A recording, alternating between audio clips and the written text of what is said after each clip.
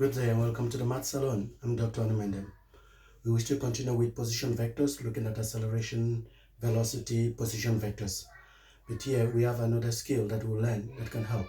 I already showed in my previous video what you can do in order to be able to get the acceleration, the speed, the kinetic energy, and the momentum.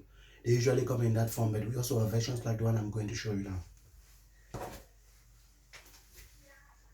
So the question here says, the velocity of a particle at any time t is v given by I plus 2tk meters per second. Given that at t equal to 2 seconds, the particle is at the position vector 2, 1, 4. Find the position vector of the particle at any time t. Show that the acceleration of the particle is constant. So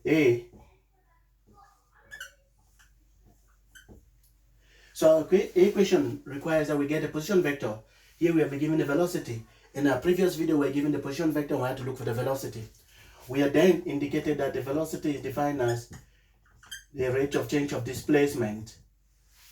So this is the formula that we saw. In that case, we are given r, we're asked to look for v. Now you are given v, you're asked to look for r. So we have to try to make sure the r stands and the rest goes to the other side.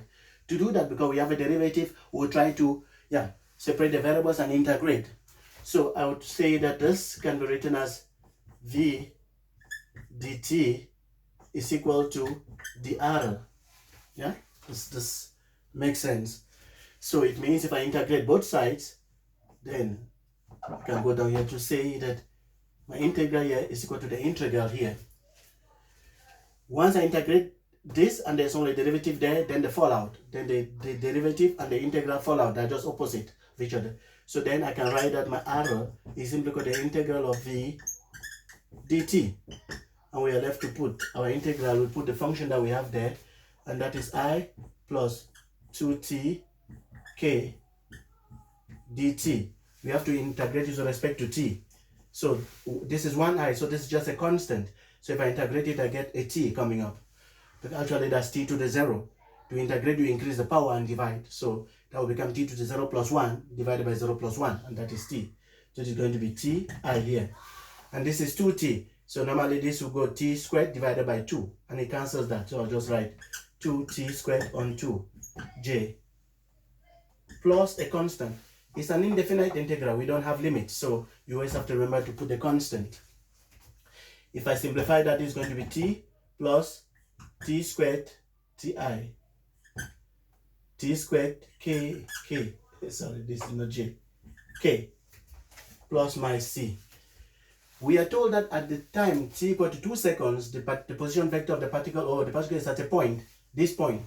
So in the graph of your position vector, at the time t, you get that at that point, 2 seconds, you can just see the position that is there. Which means that at t equal to 2 seconds, excuse me, my position, my r, is exactly equal to 2i plus j plus 4k. But this is also the same like what we have here, with t equal to 2. So that is 2i plus 4k plus c. If we arrange these two properly, I want to make c the subject. 2i comes this way and it cancels out. There's no j here, so j stays. 4k is here, 4k cancels out. So this is 2i minus 2i plus j plus 4k minus 4k is equal to c. This goes off, that goes off. I'm left with j, so c is equal to j. So I can rewrite my r here. Remember, it's r from there. R is then equal to ti plus t squared k plus j. But yeah, this is not beautiful. In the salon, things have to be in order.